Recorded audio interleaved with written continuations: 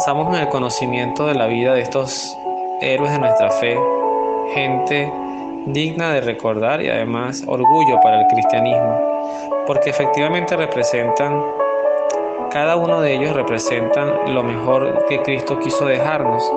Cristo no solamente quiso dejarnos un ejemplo, una historia o una ideología. Cristo quiso dejar un modelo de vida para que otros lo siguieran, y estas personas son precisamente el ejemplo de que eso sí es posible. San Vicente de Paúl es un santo muy conocido, y entre sus cosas, quizás una de las que más me sorprende es esa etapa de haber sido un hombre secuestrado, que pasó sufrimiento, donde su vida pudo haber estado en peligro. Y es que a veces estas experiencias son como esas pequeñas pasantías misteriosas que Dios permite en algunas personas pasar, para luego poder impulsarse con mayor empatía y mayor fuerza a atender todas las necesidades derivadas de las mismas situaciones. En estos tiempos todavía estamos en el siglo XVII, XVIII. Pareciera que ya era el fin de la esclavitud. Venezuela la vivió hasta el siglo XIX, en teoría, porque aún después de su independencia seguía habiendo esclavos. Pero la abolición de la esclavitud no fue algo tan rápido. Inclusive en el siglo XX, todavía a principios del siglo XX, existía esta figura en muchos países del mundo. Pero hoy por hoy existen otros tipos de esclavitud, muchos más diabólicas, por así decirlo, porque no son tan explícitas, no son tan claras. Hay personas que somos esclavos de muchas cosas. De hecho, Cristo, cuando venía a romper cadenas no del yugo del hombre, sino del yugo del pecado. Y eso es una forma de esclavitud. Los vicios, las depresiones, la explotación, la trata de personas, la droga, el narcotráfico, son cosas que siguen siendo amenazas para nuestras sociedades y muchas fuentes de dolor y sufrimiento. El cristianismo es esto. El cristianismo no solamente es predicar, en una etapa en la cual muchos nos quedamos en la prédica, en catequizar. El cristianismo también va más allá, es ese espaldarazo al necesitado. Esto quizás hoy por hoy hay muchos héroes anónimos que ejercen estas labores, muchos herederos de estas obras, las misioneras de la caridad, por ejemplo, hospitales. Y también en la historia de San Vicente de Paúl nos deja claro que muchas de las pobrezas y miserias que hay en el mundo son voluntad del mismo hombre, de la misma sociedad, de los mismos gobiernos. Porque no se justifica que un hombre, por ejemplo, y como esta historia muchos, logran construir hospitales, albergues, casas de cuidado, sin recursos, con donaciones, y a veces los estados, los países, los gobiernos que tienen tantos recursos para hacer tantas cosas, no hacen ni la mitad, ni un cuarto. La pobreza pareciera ser una de las cosas que más defiende los gobiernos. Y por eso Cristo quizás decía: en este mundo, en esta realidad, siempre van a tener pobres entre ustedes.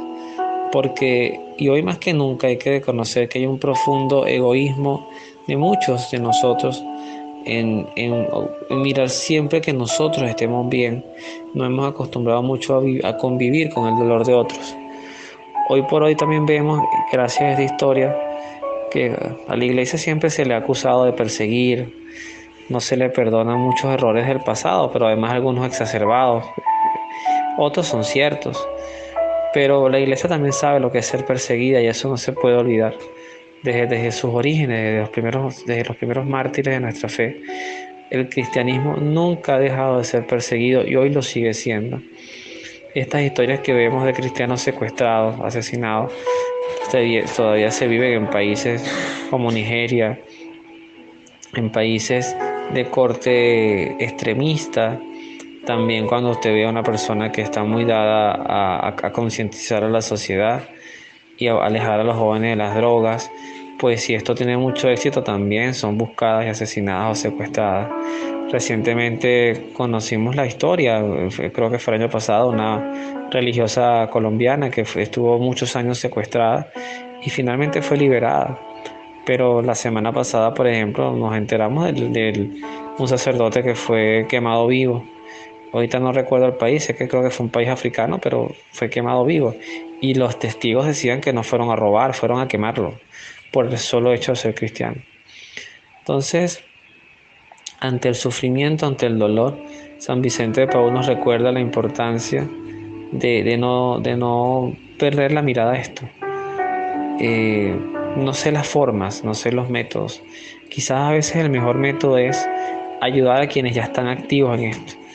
Yo ponía un ejemplo que conocí recientemente, digo el año pasado porque estamos empezando un nuevo año, pero es muy reciente, en las brisas del paraíso, por ahí por cercano a la cota, justamente de los redentoristas, que son la parroquia aquí de la Coromoto, pues yo lo vi, o sea, no me lo contaron, eran 3 señoras y un señor, todos colaboradores que hacían almuerzo para aproximadamente 200 niños diarios. El único día que no lo hacían era los sábados.